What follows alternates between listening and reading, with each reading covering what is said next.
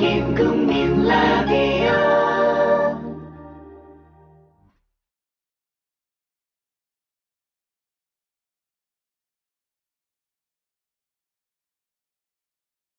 노혜경의 그 옆에 이종석 참여정부 통일부 장관님 모시고 어제에 이어서 얘기를 나눠보고 있습니다. 예, 어제 음악도 한 곡 안 듣고 그냥 내리 달려버려가지고 오늘은 그렇게 하면 안 되는데 그죠? 예, 중간에 음악을 넣죠. 그래서 예, 시작했습니까? 넣어야 되는데 우리가 지금 뭐 얘기하느라고 음악 한번 듣고 시작하시겠습니까? 그러면 시작은 광고 듣고 시작해야 돼요.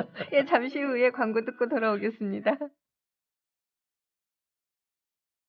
예, 오늘도 우리가 실수해서 1시간 내내 달려버릴 수도 있기는 한데요. 예, 어제 얘기를 하다가 보니까 이어지는 바람에 체계적으로 뭔 얘기를 못했다는 생각이 조금 들어요. 그리고 사실 또 노무현 대통령 얘기가 나오다가 보니까 얘기가 또 글로 흘러버리는 감도 있고요. 그렇지만 어쨌든지 간에 참여정부 시기라고 하는 것이 우리가 이 87년 이후 특히 이제 북한이라고 하는 데가 굉장히 위기를 많이 겪었잖아요. 그 사이에. 동굴 아파 체제 전환이라고 하는 큰 충격도 받았고, 그다음에 경제 봉쇄를 당한 상황에서 엄청난 자연재해가 밀어닥쳐가지고 고난의 형군도 겪었고, 이런 것들을 견디고 겨우 숨 좀 쉬는 북한과 우리가 만났기 때문에 대북 정책이라든가 또는 외교 정책이라든가 이런 것에서도 굉장히 몸 같은 민감한 일들이 겉으로 막 툭툭 튀어나오고 했던 그런 시기였고요. 외교적으로 볼 때도 대한민국이라고 하는 나라가 노무현이라고 하는 전대미문의 정말 무명의 정치인을 대통령으로 만들었잖아요. 인권 변호사. 그래서 전 세계가 도대체 저 나라가 지금 뭐 하는 거지 하는 이런 눈으로 우리를 바라보고 있었어요. 근데 또 저는 이 참여정부가 굉장히 특이한 정권이었다고 생각하는 게 들어가 놓고 보니까 국정과제니 목표니 운영원리 이런 걸 만들어 놓고 있어요. 없었거든요. 아시죠? 예. 그런 거 한 정부 별로 없었어요. 예, 근데 이런 걸 만들어 놓고 있는데 또 그 언어라고 하는 것이 예를 들어서 평화 번영의 동북아 시대 어떤 국정 목표를 아주 명확하게 설정해 놓고 시작을 하고요. 이렇게 굉장히 특이하고 다양한 요소들이 참 많았다고 생각을 합니다. 그 가운데서도 지난 시간에 북핵 문제를 우리가 집중적으로 이야기를 했지만 위기 상황 속에서 칼날 위의 평화 같은 이러한 평화를 지켜내야 된다는 사명을 띠고 시작을 한 정부여서 수많은 딜레마들에 봉착했다는 생각이 듭니다. 그 가운데서도 특히 NSC가 맡아서 했어야만 했던 수많은 작업들이 있잖아요. 예. 오늘은 그런 얘기들을 좀 중심으로 네. 제가 말을 좀 많이 했는데 제가 하고자 한 얘기의 줄거리는 대강이었습니다. 네. 예, 그 중에서 이제 첫 번째로 자, 딜레마. 예, 출발할 당시에 이 통일 그리고 외교 안보 이런 것과 관련해서 우리한테 던져졌던 가장 큰 딜레마가 결국은 우리가 주권 국가인데 한미 동맹이라고 하는 안에 포섭되어 있다라고 하는 것이 주는 딜레마들이었잖아요. 결국 파병도 거기에서 기인한 거고 이게 NSC의 수장으로서 그런 문제 앞에서 엄청나게 고민도 많이 하셨을 테고 또 노무현 대통령과 함께 이걸 풀어나가기 위해서 수많은 담배도 피고 잠도 못 자고 하면서 하셨을 텐데요. 예, 그때 당시 상황 간략하게 설명하고 그리고 좀 얘기 좀 해주세요. 예. 그렇죠. 한미동맹이라는 것 자체가 어떤 우리의 어떤 자주적 영역과는 좀 서로 모순되고 네, 배치된 예. 영역이 많잖아요. 그렇지만 한편으로 이제 한미동맹이라는 게 뭐 그냥 하늘에서 뚝 떨어진 건 또 아니죠. 네. 왜냐하면은 한미동맹 자체가 뭐 전쟁으로 한국 전쟁으로 말미암아, 예. 인해서 나왔고 그리고 또 우리가 한국이 오늘까지 오는데 미국의 어떤 도움이나 한미동맹의 역할이라는 거는 또 우리가 받아들여야 되는 거잖아요. 네. 당연히 이건 또 우리가 높게 평가를 해야 되고 그런 점에서 중요한 것은 동맹관계라는 거는 기본적으로 그런 겁니다. 동맹은 두 나라가 이제 동맹을 되게 맺죠. 네. 그러면은 그건 다른 말로면은 그 밖에 어떤 특정한 나라나 특정한 대상들을 배척하는 거예요. 아하. 왜냐하면 북한이나 중국의 공산 세력의 침략으로부터 우리가 동맹을 맺는다 이런 거 아닙니까? 즉 네, 그렇죠. 어느 쪽을 배척하게 돼 있잖아요. 그래서 동맹이라는 거는 어떤 배제, 즉 그게 냉전 질서의 특징이 동맹 질서이기도 하죠. 그래서 그런 동맹 질서 안에서는 이제 아무래도 그러다 보니까 큰 나라가 작은 나라를 도와준다는 개념에서 또는 함께한다는 큰 나라는 즉 다시 말하면 미국은 동북아시아에서 자기의 전략적 이익을 관철하기 위해서 또 한국은 동북아에서 자기 자신이 안보에서 살아남기 위해서 미국과 동맹을 맺잖아요.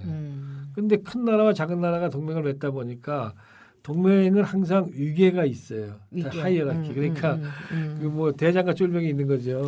그래서 바로 이제 동맹 관계라는 것 자체에서 약소국에 위치해 있는 동맹이 네. 자기의 자율권을 행사하는 게 쉽지가 않은 거죠. 그렇죠. 그건 예. 구조적입니다. 그래서 근데 이런 동맹이 수십 년 대한민국을 이제 쭉 지배해온 거 아니에요. 그리고 예, 지배해 오면서 거의 내면화되어 있죠. 예, 그래서 예. 우리는 이 동맹을 갖다가 부정하는 것이 아니라 네.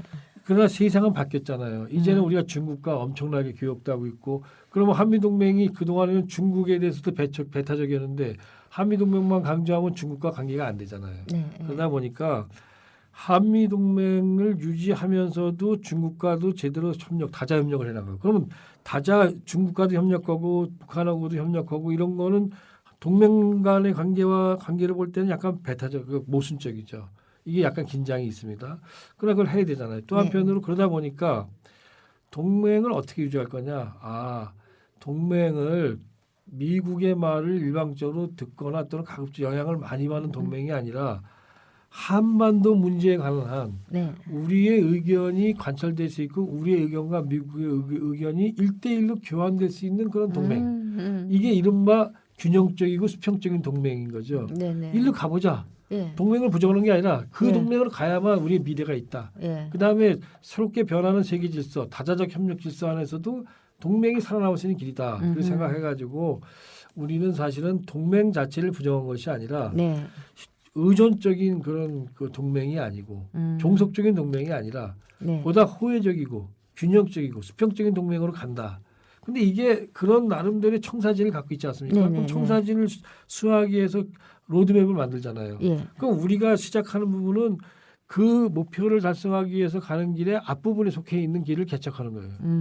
근데 이제 많은 사람들은 이렇게 우리가 모토를 내세우면은 빨리 된 거 아니야? 수평적 한미관계 해야 되지 이러지만 예. 대한민국이 긴 역사 예. 속에서의 의존관계를 나름대로 균형관계를 만드는 건 시간이 걸린다. 비전이 예. 있어도 비전을 실현하기 위해서는 시간이 필요하다고 생각해요. 그 시간이 필요하다라고 하는 거를 사실 진보 진영도 보수 진영도 충분하게 이해를 못했다는 생각이 들 때가 많아요. 진보 진영은 이만하면 된 것 아니냐, 근데 왜 안 하느냐라고 하고 보수 진영은 왜 지금까지 지켜온 것을 너 그거 뭔데 바꾸려고 그렇죠. 해, 예. 뭐 이런 것들 사이에서 이렇게 참여정부가 어떻게 보면 지지 기반을 잃어버리고 굉장히 힘들게 이 바람개비처럼 이렇게 이 바람에 흔들리고 저 바람에 흔들리고 하면서 이렇게 고통스러운 시간들을 많이 보냈다고 생각을 합니다.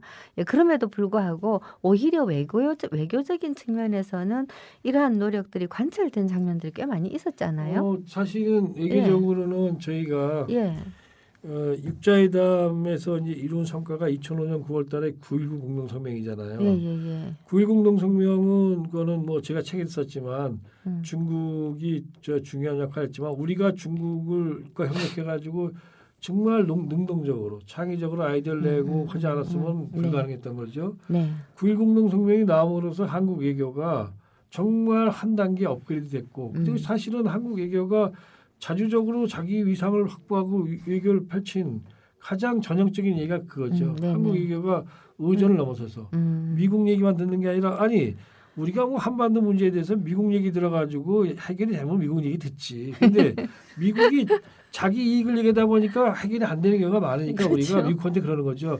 너희 이익만 얘기하지 말고 좀 컴프로마이즈 해라 이렇게 얘기해.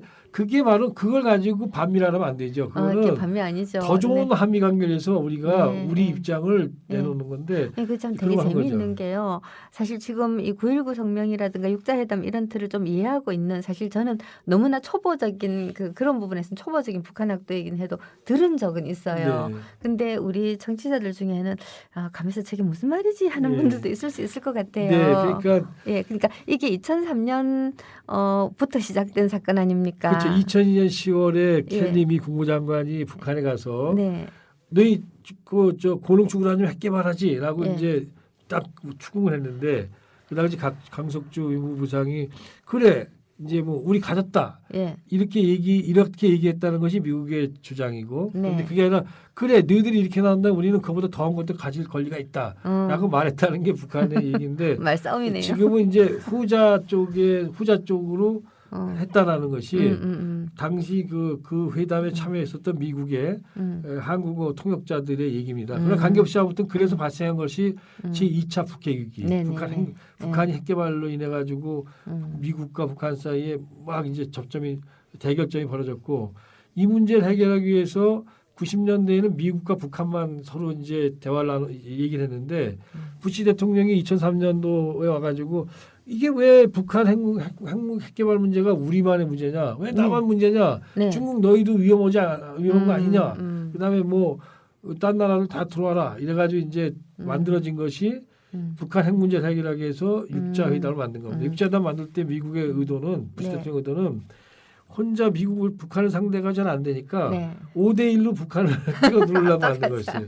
그런데 그 뜻대로 안 됐죠. 왜냐하면 미국이 합리적으로 하면 다 뜻대로 되는데 합리적이지 않은 건 또 우리가 얘기를 하니까. 그렇죠. 그래서 이제 육자회담이 만들어졌는데 여기서 북한 핵 문제를 해결하기 위해서 많은 노력을 하다가 2005년 9월 달에 드디어 이제 북한이 핵을 포기하는 대신에 국제사회가 어떻게 북한에게 그 보상을 해줄 거냐를 갖다가 서로 합의한 것이 9.19 공동성명입니다. 이 9.19 공동성명을 만드는데 한국 정부가 굉장히 많은 노력을 했고 그리고 이미 알려져 있는 내용인데 아마 일반 국민들은 잊어버리셨을 가능성이 있고 잊어버리셨거나 아니면 모를 수도 있어요. 옛날 얘기다 이렇게 하니까 또 모를 수 있습니다. 제가 이 책에서 읽다가 말고 피식하고 웃었던 장면이 있는데요. 잠시 소개를 하자면 바로 이제 1년의 이 3자 회담에서부터 6자 회담으로 가는 이 틀 속에서 그 2003년도에 조지 부시하고 노무현 대통령하고 정상회담을 하셨어요. 이 정상회담 또 굉장히 흥미거리잖아요. 또 흥미진진한 회담이었는데 그때 이때 당시에 이 5대1로 북한을 압박하자. 왜 우리만 해야 돼? 이게 주변국 세계 평화와 관련된 문제니까 무슨 유니버스 대회도 아닌데 그죠? 세계 평화를 이제 부르짖으면서 조지 부시가 대통령을 압박을 했을 때 노 대통령이 되게 재미있게 얘기했다는 게 책에 나와 있는데요. 쓰셔놓고 잊어버리셨을 것 같아요. 제가 좀 읽어드릴게요. 현재의 게임 룰은 북한 대 미국이 아니라 북한 대 주변국이라며 5개국이 단합해서 북한에 동일한 메시지를 보내야 한다고 조지 부시가 계속 강조를 했어요. 그리고 계속해서 김일성을 믿을 수 없다고 얘기를 했어요. 김정일을 믿을 수가 없다고 얘기를 했어요. 그러자 노무현 대통령이 이렇게 말을 했대요. 우리 속담에 쥐도 궁지에 물리면 고양이를 물고 개를 쫓을 때도 도망갈 길을 열어주고 쫓는다는 말이 있습니다. 이러니까 부시가 대답하기를 고양이가 한 마리면 쥐가 물 수가 있지만 고양이가 5마리인데 물 수 있겠습니까? 자, 그래서 대통령이 이렇게 말씀하셨다는 거죠. 쥐가 물 첫 번째 고양이가 바로 우리가 될 수 있다는 점이 문제죠. 제가 볼 때 아주 대박이에요. 정말 이게 대박이에요. 정말 노무현 대통령의 그 순간순간 그 대처 능력이라는 거 대단하죠. 이게 부시가 그래도 부시도 좀 보면 공부 좀 한 사람인 게 이런 말을 듣고서 그래 네 말 맞다 인가입니까? 부시가 생각보다 똑똑해요. 우리가 할 때는 뭐 공부도 안 하고 이랬다고 하는데 그 부시 대통령하고 정상회담 하고 나서 우리 대통령께서 말씀하셨어요. 부시가 아니 뭐 이제 보고할 때는 이제 우리가 한미 정상회담 하기 전에 부시가 어떤 사람입니다라는 걸 다 보고하거든요. 그럼 뭐 흔히 얘기될 때는 뭐 거의 듣는 거는 뭐 스포츠 뉴스나 아니면 연예 기사밖에 안 읽고 그다음에 뭐 CIA에서 보고 오는 것도 뭐 한 페이지 정도 뭐 구두로 듣고 이렇게 아주 부시를 갖다가 비하하는 식의 얘기들이 많았어요. 그런데 부시 대통령을 만나서 대통령이 회담을 하시고 나서 보니까 그런 거죠. 계속 얘기하. 얘기가 저 부시 대통령 만나서 얘기해 보니까 생각보다 똑똑하더라. 역시 대국의 대통령이라든지 뭐 우리가 보통 사람들이 얘기하는 것보다 훨씬 더 틀이 잡혔고 스마트하다고 그러시더라고요. 한미 정상회담을 할 때마다 노무현 대통령이 이제 부시 대통령을 설득한 일들이 꽤 많이 있잖아요. 여러 번 있었습니다. 뭐 여러 번 있었는데 그 여러 번 있을 때마다 그러한 어떤 그 말의 일종의 언쟁이라고 할 수 있는데 이런 논쟁을 통해서 설득이 된다는 게 신기하더라고요. 그러니까 우리가 대통령께 이제 말씀 자료를 적어드려요 먼저. 그러니까 정상회담 가서 부시 예를 들어서 부시 대통령과 정상회담을 하신다면은 이러한 내용은 꼭 말씀을 하셔야 됩니다. 네. 이런 말씀하실 때는 이런 논리를 말씀하시는 게 좋습니다. 이렇게 적어드리고 복을 드리는데 노무현 대통령께서 부시 대통령하고 얘기할 때 아주 부시 대통령이 아이고 옳습니다 없습니다라고 꼼짝 못하면서 그거에 대해서 동의하는 내용들은 거의 다 우리 참모들이 네. 만들어드리지 않은 내용이에요. 그러니까 대통령이 고민하셔가지고 당신이 생각하셔서 만든 내용이 되게 부시가 옳습니다 없습니다 그러더라고요. 그러니까 이제 부시라고 하는 사람과 어떻게 보면 호흡이 맞았다고 할 수도 있겠어요. 그러니까 그만큼 대통령이 절실하게 생각을 했고 네, 맞아요. 또 부시에게 예. 어떨 때는 정말 그 부시가 부정하기 어려울 만한 그런 이제 그런 논리를 제기하고 그랬던 거였죠. 예, 예, 그러니까 이제 육자회담이라고 하는 게 사실 보면 이 그 남한은 빠진 상태에서의 미국과 북한과 중국만의 삼자회담보다는 좀 발전된 틀이긴 하지만 우리가 남북 당사자인데 근데 여전히 육자회담의 틀 안에서 말을 하게 된다는 건 어떻게 보면 굉장히 약한 입장이거든요. 근데 그걸 잘 활용을 해가지고 결국 남북 당국자를 둘러싸고 있는 사자의 틀로까지 결국은 저는 만들어냈다는 생각을 저 혼자 좀 하는데 어떻습니까? 예, 맞습니다. 그러니까 예. 이제 육자회담은 핵 문제를 해결하는 부분 회담이죠. 예, 예. 그러니까 남북 관계에는 남북 회담이 따로 있는 거죠. 네. 우리가 육자회담 속에서 남북 회담을 하면 안 되는 거죠. 네. 다만 육자회담을 해결하기 위해서 남북한 간의 대표들이 만나죠. 핵 문제를 가지고. 그러나 남북 회담은 따로 있는데 지금 말씀하시는 거는 육자회담에서 이제 9.19 공동성명을 만들어내면서 네. 그러면 북한 핵 문제를 해결하게 된다면은 해결하는 과정에서 핵 문제 해결로 끝나서 되겠냐? 한반도가 냉전 상황에 있고 이렇게 여전히 정전 체제 아래 있으니까 이걸 평화 체제로 바꾸지 않고는 이거 안 되지 않느냐? 그래서 한반도의 평화 체제를 바꾸기 위해서 육자회담에서 이제 9.19 공동성명에서 그렇게 하자 합의를 봅니다. 그런데 이거를 하는 이 평화회담을 그러니까 평화 체제를 만들기 위한 회담은 이 한반도 평화 문제에 직접 이해가 있는 사람 국가들이 들어가서 만든다. 그러니까 러시아나 일본은 아니잖아요. 그런데 네. 남북한은 다 직접 이해 직접 이해 당사자인데 당사자죠. 사실은 그러나 정전 체제 즉 한국 전쟁 때 보면은 또 하나의 당사자가 미국과 중국이잖아요. 그리고 정전 체제가 여전히 한반도의 현재의 질서의 기초 아닙니까? 이 질서의 기초인 정전 체제의 당사자도 또 미국과 중국이 포함되어 있기 때문에 남북한과 미중이 한다. 이런 걸 이제 거기서 만들어낸 거죠. 이 약간 저기 건너뛰어서 옆으로 새는 이야기인데요. 최근에 어떤 사람들이 박근혜 대통령을 노벨 평화상을 주자라는 운동 본부를 만든다라고 하더라고요. 왜요? 그 너무 위대한 저기 우주가 도와주는 혼이 비정상인 대통령이니까 평화상 정도는 받아야 된다는 거죠. 근데 이제 그 평화상을 받게 하기 위해서는 뭔 정책을 하나 내놔야 될 거 아닙니까? 그 제가 이렇게 그걸 보고서 좀 처음엔 좀 되게 비웃다가 문득 그런 생각을 했어요. 이 정전협정을 평화협정으로 바꾸고 전폭적으로 남북의 관계 개선을 획기적으로 시켜버리면 평화상 주도 되는 거 아닐까 하는. 뭐 만약에 그렇게 되면은 평화상을 받을 수 있겠죠. 네네네. 그런데 문제는 우리가 항상 이제 그런 거죠.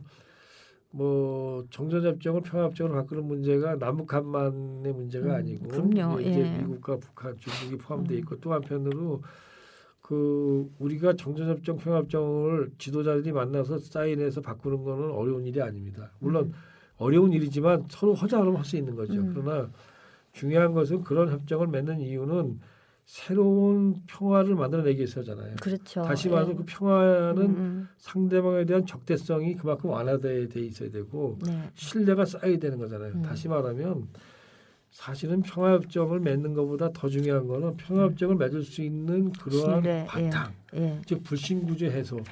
이게 되면서 평화협정이 돼야 되는 거죠. 네네. 만약에 불신구조는 해소가 안 되는데 야 우리 만나자 그래 좋아 사인해 이래가지고 평화협정을 맺는다 한들 그거는 그야말로 종이 조각에 불과하죠. 그런 점에서 네. 불신을 해소할 수 있는 노력 그거는 정말 우리가 참 어렵지만 노력해야 되거든요. 상대방이 싫은데 싫은 거나 싫다고 해서 안 만나가지고는 불신이 해소가 안 되잖아요. 그렇습니다. 이걸 넘어서야 예. 되는 거죠. 바로 그런 것들 때문에 사실 참여정부 때는 이 뭐랄까 이 계속해서 불신이 새로 발생하고 그리고 그 불신을 풀기 위한 끊임없는 노력들이 있었고 그리고 또 실패하고 또 다시 또 노력하고 하는 이러한 이 일들이 아주 연속적이었잖아요. 네. 하지만 시민사회 입장에서 볼 때는 이미 6.15 공동선언으로 성명을 통해 가지고 어떤 큰 토대가 이루어졌는데 이게 왜 안 되냐라고 생각할 수도 있거든요. 그렇죠. 예. 예, 그래서 굉장히 불만들도 많았고 예. 초기에는 심지어 뭐 어디 뭐 토론회 같은 데서 보니까 뭐 학점 C도 못 주겠다 뭐 이런 식으로 막 하는 사람들도 있었고요. 근데 그런 사람들이 하는 얘기들 되게 이렇게 보면 이제 정치적으로는 어느 정도 협력 교류의 그 물꼬가 트지고 토대가 닦였으니까 적어도 북핵 문제라든가 하는 것하고 경협 문제라든가 하는 건 분리시켜 가지고 계속해서 우리가 경협을 이루어 나갔어야 된다라는 주장들을 초기에 되게 많이 했어요. 근데 나중에는 그런 부분에 관해서는 어느 정도 뭐 그리고 저 공동선언 나오고 뭐 이러면서 어느 정도는 이해가 갔던 것 같긴 하지만 처음에 그런 시민사회의 생각이라든가 주장들 때문에 정말 힘겨웠던 순간들이 많았을 것 같은데요. 이 파병 문제 못지 않았을 것 예. 같은데요. 그러니까 뭐 예. 그 6.15 공동선언이 있었고 예. 뭐 사실은 저는 김대중 대통령께서 6.15 공동선언 하실 그 1차 남북 정상회담 때 네. 그때 24명의 이제 각층의 이제 시민사회 영역에서 대통령 민간특별수행원을 뽑았어요. 그래서 예. 그때 저는 그때 학계 대표로 영광스럽게도 그때 대통령님 따라서 네, 수행원으로. 예, 예. 특별수행원으로 제가 다녀왔어요. 그러니까 네. 저로서는 뭐 더 의의가 항상 그게 남다른 그런 감을 갖고 있는데요. 근데 이제 그 6.15 공동선언을 했다 그래가지고 그 내용이 다 어느 날 한반도가 그렇게 적개심이 사라지고 서로 이 대화가 잘 되고 이런 건 아니잖아요. 그렇죠. 아까도 어제도 말씀드렸지만은 이 뭔가 서로 하겠다라는 또 해보자는 나름대로 합의를 한 거에 불과한 거잖아요. 네, 그리고 예. 그로부터 이제 많은 신뢰를 쌓기 위한 노력들이 필요했는데 이게 우리가 혼자 하는 게 아니라 미국도 있고 주변이 있잖아요. 네. 오죽했으면은 그야말로 철도 도로를 연결하는데도 음. 우리 뜻대로 아까 김대중 대통령님 때 연결을 못 시키고 결국은 뭐 뒤에 가서 착공식 완공식을 한다든가 그 다음에 이제 개성공단 착공식도 참여정부 때 했어요. 근데 그때도 미국에서는 그런 얘기를 하는 거죠. 개성공단 착공식 자체에 대해서도 그것은 북한에 대해서 그릇된 정책 시그널을 줄 수 있다라고 해서 계속 그걸 뚫고 하는 거예요. 네네. 그러니까 사람들이 기억하지 못하시는 것 중에 하나가 국민의 정부 때에 6.15 공동선언을 해놓고도 김정일 국방위원장이 서울을 답방하기로 합의조차도 지켜지지 않을 만큼 남북관계라는 게 여러 가지 북핵 문제니 여러 가지 상황 그 당시 9.11 테러까지 있어가지고 이런 네. 거에 영향을 받았다는 거죠.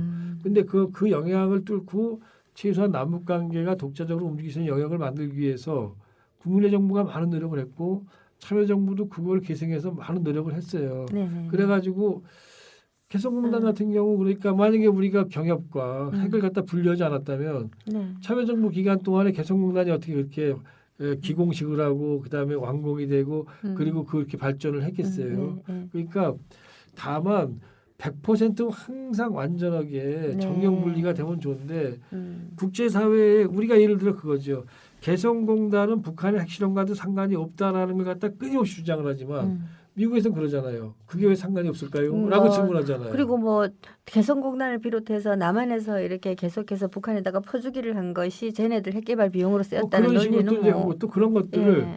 국내에서는 일치된 그런 이제 구조를 가지고 일치돼 가지고 그거 아니다. 개성공단의 선거가 이렇게 중요하고 그건 북한에다가 핵개발로 들어간 거 없다. 이렇게 힘을 이렇게 몰아주면 좋은데 국내 반대 세력들은 또 그걸 또 이용하잖아요. 그렇죠. 그러다 보니까 우리가 정책 환경이라는 거는 정책 주체들이 자기가 하고 싶어하는 모든 걸 할 수 있는 정도가 안 되는 거죠. 그건 뭐 우리 때만이 아니라 누구나 다 그럴 거라고 봅니다만. 네. 그러나 지금 같은 경우는 정말 좀 어처구니 없는 게 저희 때도 그랬고 지금도 지난번에도 몇 년 전에 제가 기억할 때 그 오바마 정부의 그 대북 이쪽에 뭐 인권 뭐 담당하는 사람이 그런 얘기를 하더만요.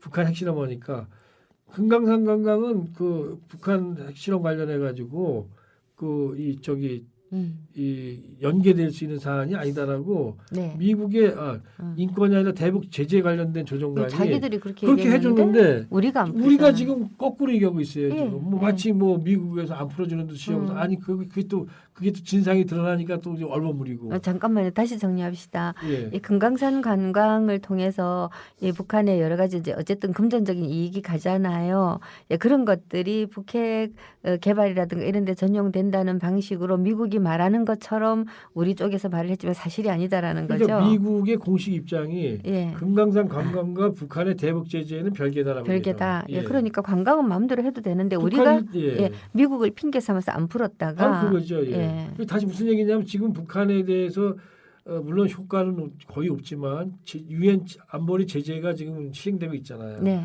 안보리 제재 내용에 금강산 관광이 들어가면은 뭐 구체적으로 못 푸는 거잖아요. 근데 네. 미국은 아니다라고 얘기했단 말이죠. 벌써 예, 몇 년 예, 전에. 예, 근데 예. 우리가 지금 안 풀고 있다. 안 풀고 있는 거죠. 완전히 현대아산이 예. 지금 다 망해간다고 그러는데 너무 좀 이런 아쉬운 건 좀 일입니다. 너무 예. 어처구니 없고 바로 네. 이런 게 정치와 경제가 분리된 게 아니고 네. 정치의 경제를 완전히 종속시켰다라고 볼 수 그렇죠. 있겠죠. 예. 오히려 지금 정부가 그렇지 참여정부 때는 2003년 정도 같으면 당면한 북핵이기 때문에 굉장히 그 긴장이 고조되어 있는 상황에서도 최선을 다해서 뭔가를 이뤄내기 위해서 노력을 그때 했었던 우리가 것이죠. 개성공단 우리가 6월 말에 개성공단 착공식을 했습니다. 네, 네. 그때가 핵 문제가 막 그냥 한창 뜨거울 때죠.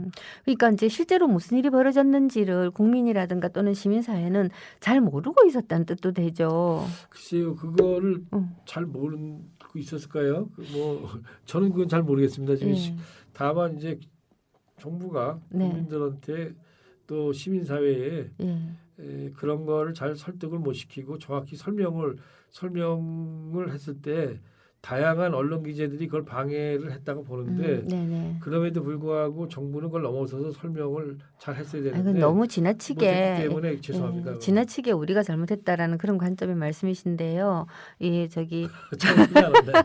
잘못하긴 했죠. 근데 그거는 정권을 책임졌기 때문에 당연히 이 책임을 맡아야 되는 그러한 요소들이고요.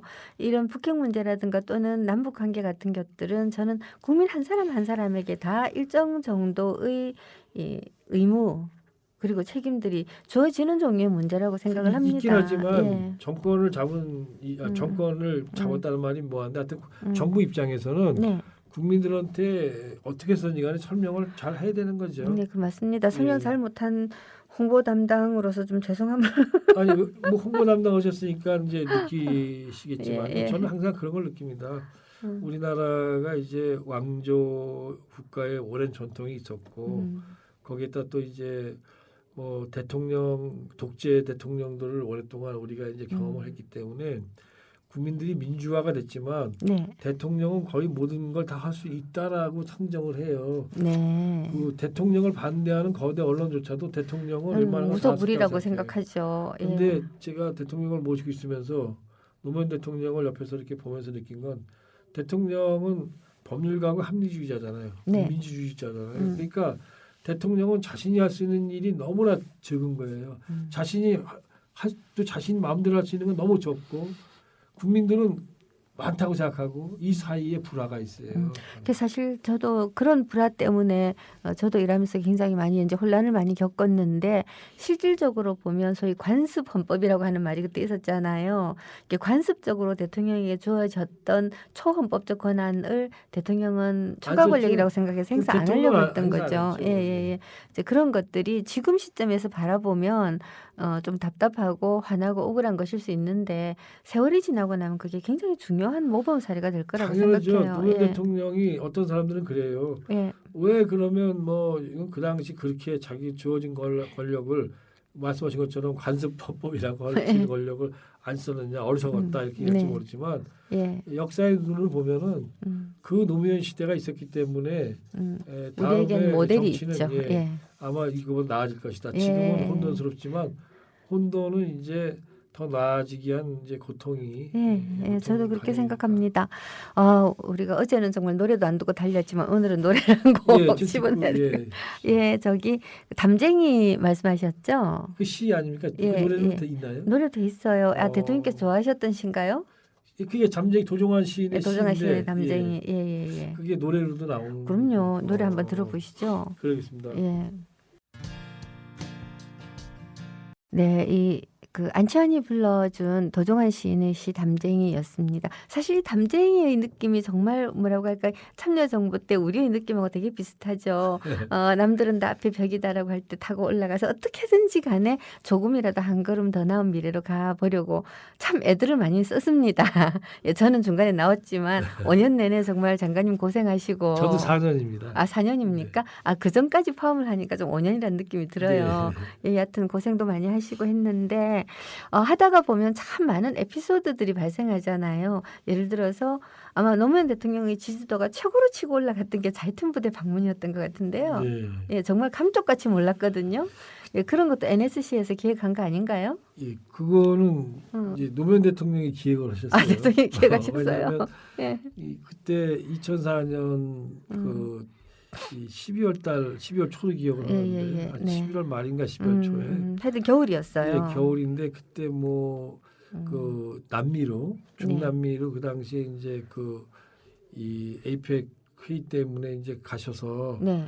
한 열흘 정도 이제 중남미 국가들도 순방하고 그래가지고 한 열흘 이상 계시다가 이제 돌아오셨는데 돌아오셔서 3일 정도 시간차를 두고 다시 이번에는 유럽으로 아셈 회의라고 해서 유럽으로 가시는 중에 또 동남아 국가들도 들리고 그래야 되기 때문에 굉장히 빡빡한 또 다시 일정이었죠. 열흘 이상 네. 이제 또 일정이 있었는데 중간에 근데 이제 대통령님 이제 이제 해외 순방하시면 이제 그걸 이제 제 NSC가 그걸 다 짜고 그다음에 이제 하는데 저는 서울에서 이제 컨트롤 타워 역할을 하고 있고 이제 이 가는 거는 이제 저희 정책조정실장이 이제 모시고 가고 안보보좌관이 모시고 가는데 그 남미를 갔다 오셔가지고 그 다음 날 아침 일찍 부르시더라고요 저를. 부르셔서 이제 갔더니 김은식 비서실장도 있어 계셨는데 자이툰 부대를 이번에 이제 유럽 갈 때 갔다가 이제 3일 후에 이제 유럽을 가시는데 유럽 갈 때 이제 자이툰 부대를 방문하고 싶다. 근데 자이툰 부대 방문하는 게 간단한 게 아니거든요. 그렇죠. 거기가 테러 지역이라서 우리가 있었던 아르빌의 그 공항에 비행기가 내리려면은 그냥 내릴 수가 없어요. 물론 거기는 이제 수송기가 내리는 거지만 지그재그로 그러니까 테러리스트가 이 비행기를 갖다가 공격할 수 있기 때문에 지그재그 비행을 해서 내려야 돼요. 그러니까 아주 위험한 거죠. 그리고 만약에 우리 대통령이 탄 비행기가 아르비를 향한다는 정보가 새나가면 이건 어마어마한 문제가 발생하는데 그렇죠. 예. 대통령께서 내가 이번에 유럽 갔다 오는 마지막 갔다 오면서 들르면 어떻겠냐 하시더라고요. 근데 목소리가 콱 잠겼어요. 보니까 감기가 꽉 들린 상태인데 야 대통령이 아르빌 가신다니까 이건 뭐 대단한 결심이시고 또 이걸 할 필요가 있는 거죠. 우리 또 군인들을 또 위로하시고 또 정말 사지에 나가 있는 우리 장병들이니까. 그렇지만 대통령 일정이 너무 빡빡하고 또 3일 만에 국내에서 이걸 갖다가 조정을 해서 제가 또 그리고 한 열흘 후에는 또 이 아르비락 들어가셔야 되니까 계획 기간도 짧고 그래가지고 굉장히 이제 걱정을 많이 했는데 그래서 대통령님 이게 너무 시간이 짧아서 좀 이게 제대로 이 일을 수행할 수 있을지 모르겠습니다. 왜냐하면 아르비를 가시려면은 그 당시 이제 유럽에서 프랑스 파리에서 이제 귀국하시게 돼 있었는데 파리에서 귀국하시면서 귀국 경로를 다 바꿔야 돼요. 그 다음에 바꾸려면은 모든 나라들이 협조해야 되는데 협조할 때 이미 다시 그게 다 알려지잖아요. 또 보안이. 그렇죠. 예. 그래가지고 굉장히 어려움이 많았는데 대통령이 그러시더라고. 그럼 지금 어려우면 그럼 구정 때 가지.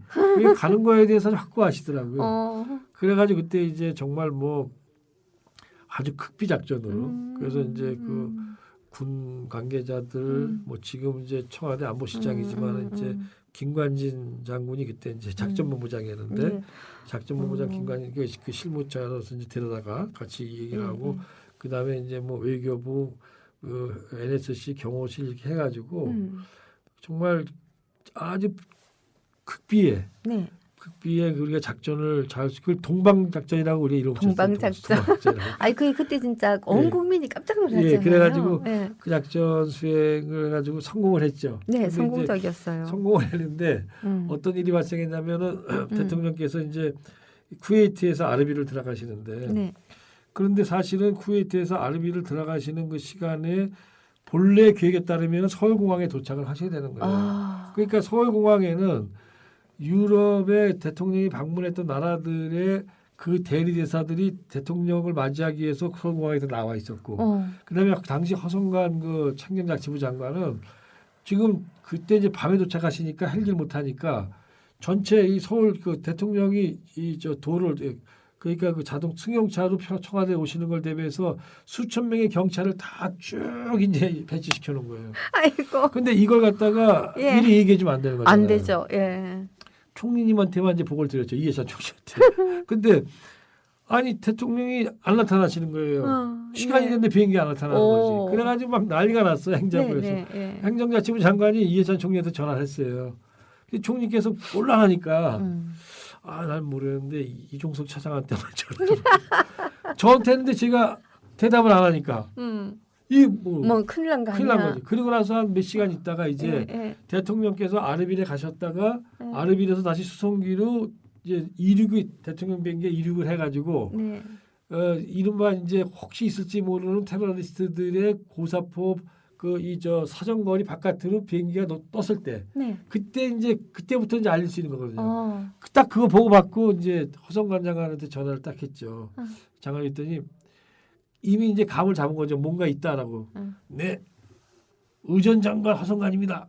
그러니까 자기가 의전 장관인데 네. 이런 것도 안 알려주고 그러니까 뭔지 모르지만 아무튼 어. 화가 엄청난 거예요. 받을만 제가 하죠. 이제 미안하다고 이제 얘기를 했죠. 그래가지고 바로 그러고 나서 이제 전 병력 다 철수시키고 경찰 병력 예. 서울공항에 있는 그다음에 각국 대리대사들이 서울공항에 나와 다 들어갔습니다. 사실은 이제 참 어쩔 수 없이 말을 예. 못하고 거짓말도 하고 아니 사실 좀 그랬었는데. 미안한 일이긴 하지만 그래도 대통령이 거기까지 가신 바람에 정말 우리 젊은이들이 사기가 정말 올라갔잖아요. 예. 꼭 그 아르벨에 주둔하고 있었던 사람들뿐만 아니고 정말 이렇게 많은 군대가 있던 젊은이들 그리고 많은 이 정말 참 소위 말하는 을들 청년들이 노무현은 우리 편이야 그런 마음 되게 가졌을 것 같아요. 그때는 사실 대통령께서 우리 장병들을 위로하러 가셨는데 네.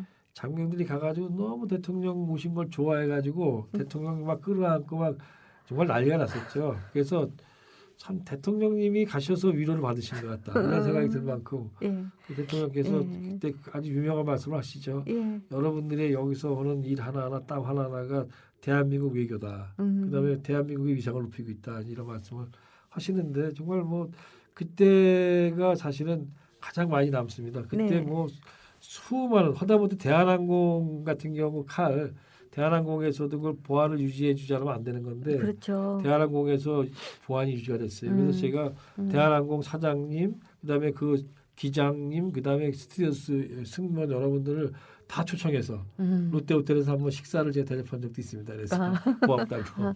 예, 그 참여정부 시절이 정말 훈훈한 이야기였습니다. 근데 그런 거 말고 정말 아슬아슬하고 짜릿한 일화도 제가 기억나는 게 있어요. 예. 아까 그 왜 제가 읽어드렸는데 부시 대통령하고 이 정상회담 할 때마다 참 우리 대통령께서 뭔가 사연을 남기세요. 예.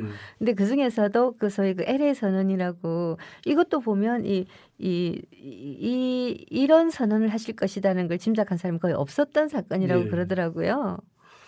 예, 그러니까 대통령께서 그것도 이제 2004년 그거는 11월 달 예, 일입니다. 그때쯤이에요. 예. 사실 저는 이제 미국에 제가 다른 일 때문에 갔다가 네. 돌아오는 과정에서 이제 물론 이제 제가 대통령님하고 보고들이 다 LA 연설의 그 기본틀, 내용 예. 기본들을 보고를 드렸죠. 근데 네. 보고가 드릴 때 그런 내용이 없었는데 대통령께서 이런 말씀을 하고 싶어하는 거예요. 뭐냐면 핵 문제 해결해야 된다 이제 북한. 예. 북한 핵 문제를 해결하기 위해서는 일방적으로 북한만 몰아쳐서는 안 되고 뭔가 합리적인 절충점을 찾아야 된다. 그렇죠. 그러기 위해서는 예. 북한 애들을 끌어낼 수 있는 일종의 그런 나름대로의 우리가 그런 어떤 나름대로 합리적인 웬만큼 포용력 있는 인식을 하고 있다는 걸 보여줘야 된다.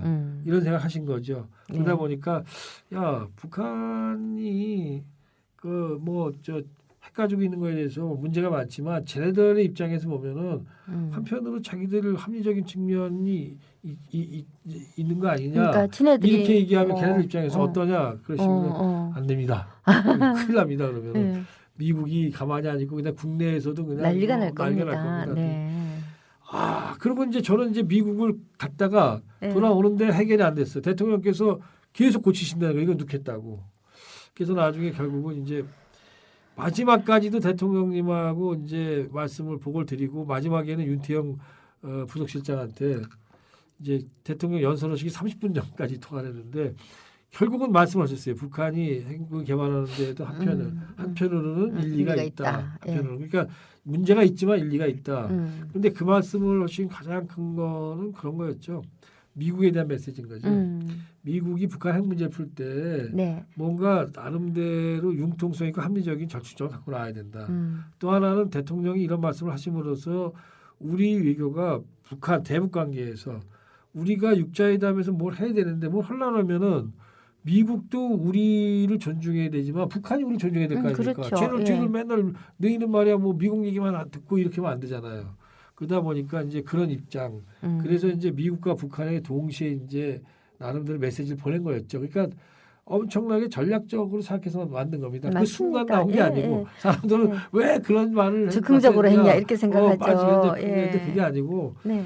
어떤 수위에 반응할 것인가에 대해서 처음에 반대를 많이 했어요. 근데 대통령님 뜻을 워낙 강하시니까 근데 결국 그게 성공을 한 겁니다. 그렇죠. 사실 지금 현재 상황에서는 북핵 문제에 대해서 사람들이 북핵을 어떻게든지 간에 이렇게 포기시켜야 된다라고 하는 데는 동의하면서도 한편으로는 미국이 저기에 상응하는 뭔가를 줘야 된다. 이게 동시적이냐 아니면 순차적이냐 뿐이지 예. 뭔가 줘야 된다는 데 대한 그렇죠. 인식은 이미 이제 다 하고 있지 있었죠. 않습니까? 예. 그러니까 굉장히 중요한 그래서 선언이었죠. 근데 그 당시에는 예. 워낙 이제 기억나시겠지만 2001년 9.11 테러가 있었잖아요. 네. 그로부터 이제 미국이 완전히 테러와의 전쟁을 선포하면서 그냥 성질이 난 거예요. 그냥 자기 성질이 나가지고 전 세계에 대해서 막 이렇게 와 군사 패권주의를 갔어요. 그러니까 예. 중국도 그냥 거기에서 벌벌 떨면서 부시 대통령이 얘기하는 거면 대충 들어주고 그러다 보니까 이제 다시 육자회담도 만들어진 거죠. 네. 근데 그런 상황이었기 때문에 미국에 대해서 미국의 일방주의가 가장 기승을 부리던 때였어요. 예. 근데 거기에 그때- 대놓고 그냥 그때 미국에 대해서 대놓고 얘기할 수 있는 사람 많지 않았어요. 그럼요. 노무현 대통령이 그런데 이 문제가 만약에 우리의 운명과 관련된 문제가 아니라면 그렇게 안 하는데 핵 문제는 우리의 운명과 관련돼 있잖아요. 그렇습니다. 그러니까 이 문제를 핵 문제를 해결하지 않고 한 발짝도 한반도 문제가 앞으로 나가지 못하는 거야. 나가려고 애를 써도 자꾸 뒤로 돌아가니까 핵 문제도 가자. 남북 관계만이 아니라 이래서 대통령이 결심을 하시고 어떻게 보면은 사실 돌이켜 보면은 2003년, 2004년에 노무현 대통령의 어떤 발언, 네. 예를 들어서 뭐 뭔가 미국에 대해서도 헐말을 하는 발언은 사람들이 굉장히 저럴 수 있냐 이렇게 할지 모르지만 그건 계산된 거였어요. 굉장히. 그리고 그 발언을 외교사적으로 보면 그 시기에 네. 서방 국가의 대통령 중에서 네. 그렇게 미국에 대해서 얘기한 사람은 없었습니다. 그럼요. 네. 그래서 대통령이 퇴임하셨을 때 이 외교적으로 정말 이렇게 놀라운 소위 약소국가의 그 한 사람의 정치가가 자국의 위상을 저렇게 높일 수 있다는 놀라운 사례였다는 식으로 얘기했죠. 제가 이런 예를 들어볼게요. 예. 자, 그 참여정부 시기에 이제 허버드 대사 주한미 대사가 있다가 네. 그 다음 대사로 온 사람이 크리스토퍼 힐입니다. 네. 그 사람은 동학대 차관보를 하던 사람이에요. 예. 과거에 주한미 대사보다 급이 훨씬 높은 사람이에요. 그 다음에 온 사람은 보시바우라고 그 사람 역시 급이 높은 굉장히 사람이에요. 높은 사람이죠. 지금 근래 한 20년 사이에 주한미국 대사로서 온 사람들 중에서 참여정부 시기에 온 그 두 사람만큼 급이 높은 사람은 없었어요. 나머지는 지금 보면은 뭐 사실 우리가 어느 분이신가요? 라고 물을 만큼 그렇잖아요. 예. 근데 아무튼 예. 그렇기 때문에 우리가 그 당시에 그거는 우리가 나름대로 네. 우리 입장을 가지고 외교를 하니까 미국도 우리를 갖다가 오히려 무시하지 못하고 함께 해야 되니까 비중 있는 인물들을 갖다 대사를 보낸 거 아니겠습니까? 예, 제가 이종석 장관님 모신다고 미리 예고를 했어요. 네. 예, 그랬더니 두 분이 질문을 해오셨는데 간단하게 말씀드리면 대못 정책이란 말이 대북 관계에서는 성립될 수 없는 말인지 알고 싶습니다라는 질문이 하나 있었고요. 그러니까 대못.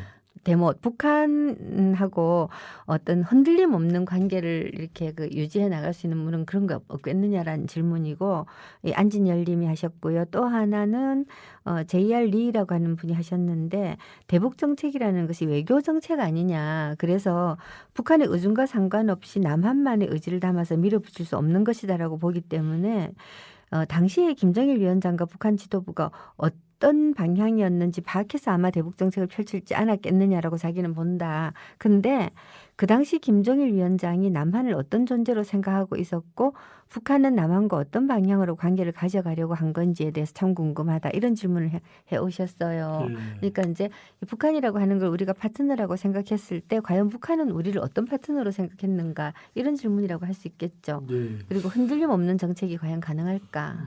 그게 일단은 대못 정책, 네. 이게 흔들림 없는 정책이라는 거는 사실 그것이 가능할 수 있는 유일한 조건은 국내에서 네. 국민적으로 대북 정책에 대한 그 일치된 네. 합의만이 그것을 가능하게 만들 겁니다. 그렇죠. 그래야지 신뢰가 발생을 예, 하겠죠. 그렇지 않고 예. 지금처럼 정권의 변화가 정책의 변화를 갖다가 유발시킬 수 있는 그건 사실 국민들이 그걸 갖다가 수용하는 거 아니겠어요. 그걸 갖다가 나름대로 그냥 보고 있기 때문에 그런 거기 때문에 사실은 국내적인 합의 기반이 사실 오히려 대북 정책에서 굉장히 중요한 역할을 하고 그다음에 한편으로는 북한이라는 상대가 있기 때문에 특히 이제 대북 정책이라는 것이 좋게 갈 때는 뭐 누구나 다 좋게 할 수 있어요. 그러나 북한이 그런데 도발이나 이런 사건이 났을 때도 하나의 비전과 철학 속에서 그거를 갖다가 참으면서 한편으로 더 나은 미래를 위해 가지고 그걸 조절할 수 있는 자제력과 인내력이 있는가 아니면 거기에 대해서 그냥 tit-for-tat 형식으로 치킨 게임하는 식으로 야 좋아 안 갚으면 네가 이러니까 나도 이러겠어 하고 나갈 거냐 이런 철학이 있는 지도자가 연속적으로 나와야 되기 때문에 쉬운 일은 아니지만 역시 가장 중요한 거는 국민적인 그런 공감대 이게 남북 관계에서는 그래 통일이 대박이니까 대박을 가기 위해서는 그러면 우리가 함께 네. 협력해야 되고 협력하기 위해서는 웬만한 건 좀 서로 나름대로 좀 참고 조절해야 된다 이런 생각들이 있어야 된다고 생각하고요. 네, 맞습니다. 그다음에 말씀하신 거가 이제 그 북한 그러니까 두 번째 질문하신 게 이제 북한은 남한을 어떻게 생각하느냐. 북한 남을 어떻게 생각하냐 이런 질문이셨죠. 네. 참 어려우면서도 굉장히 중요한 질문을 하셨는데요. 그 당시 김정일 위원장은 그랬던 것 같아요. 북한이 80년대 말까지만 해도 남한이 미국에 완전히 종속된 식민지국과 비슷하고 경제도 자기들보다 뭐 이렇게 그닥지 낫다고 생각 안 했던 것 같아요. 네. 그런데 패를 까보니까 90년대 들어와서 이게 전혀 그게 아니거든요. 경제적으로 워낙 잘 살고 있잖아요. 그러면서도 미국에 종속돼 있고 뭐 식민지다 이런 식의 생각은 90년대도 크게 변하지 않은 것 같아요. 근데 2000년 김대중 대통령님 병가하고 이러면서 야 이거 남조선이 이게 무슨 뭐 뭔가 저희들이 그래도 뭐 외교하고 또 한편으로 이거 잘못하면은 남한에 의해서도 소위 체제 역량의 차이 때문에 이거 위험한 거 아닌가 한편으로 그러니까 남한이 갖고 있는 자주적인 역량이 일정하게 있다는 걸 한편으로 인정을 하는 거예요. 인정하니까 우리가 그 북한이 그 이제 그 뭐 평화 체제 회담에도 한국도 들어갈 수 있다 남한도 그렇게 얘기하는 것도 바로 그런 이유겠죠. 그리고 그런데 또 한편으로는 너무나 남북한 간의 경제적 격차가 2000년대 들어와서 더 보여지고 그다음에 경제협력은 심화되니까 이게 상대적 박탈감의 위험성이 생겼잖아요. 그러다 보니까 남한이라는 존재가 협력과 두려움이 함께 느껴지는 존재 거기다가 옛날과 달리 일방적인 미국의 식민지가 아니고 이만큼은 지가 쉽게 말하면 미국도 남한하고 뭘 하면은 아니 북한도 남한하고 뭘 하면은 미국에 대해서 자기 이익을 미국에 대해서도 남한이 오히려 자기 입장을 조금은 이해해주는 말을 할 수 있는 그런 그러니까 정도의 어떤 독자적인 결정체가 좀 돼 있지 않냐 그런 생각들이 이렇게 버무려졌죠. 다시 말하면 미국의 종속적이야 아니야 조금 독립적인 데가 있어. 그다음에 우리보다 센데 근데 혁명을 해야 되는데 이런 것들이 네, 굉장히 버무러진. 복합적인 그게 예. 착종돼 있는 상태. 네. 그게 김정일 위원장 머릿속이 아니었을까 네, 생각되네요. 어쨌든 괴뢰로부터는 굉장히 많이 대등한 파트너로 승격을 한 그거는 거군요. 이제 예. 탈피를 했다고 하겠죠. 네. 예, 사실 듣고 싶은 얘기가 더 많이 있는데 시간이 다 돼버렸어요. 아쉽게도. 노래를 한 편밖에 못 듣고 끝난 겁니까? 예, 그렇습니다. 마무리를 해야 될 것 같습니다. 사실 여쭤보고 싶은 얘기가 사실 아직도 더 되게 많이 있어요. 근데 뭐 할 수 없이 넘어가야 되겠습니다. 다음에 또 기회 있으면 한번 모실게요. 예, 예. 즐거웠습니다. 고맙습니다. 예, 저도 감사했습니다.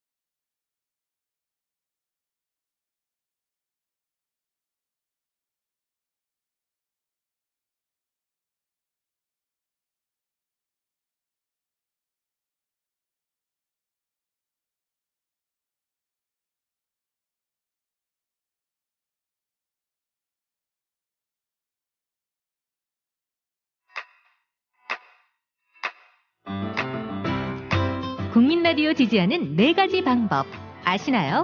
다운로드하기, 별점 주기, 댓글 달기, 구독하기. 국민 라디오를 보다 많은 이들에게 전할 수 있는 가장 손쉬운 방법. 다운로드하기, 별점 주기, 댓글 달기, 구독하기.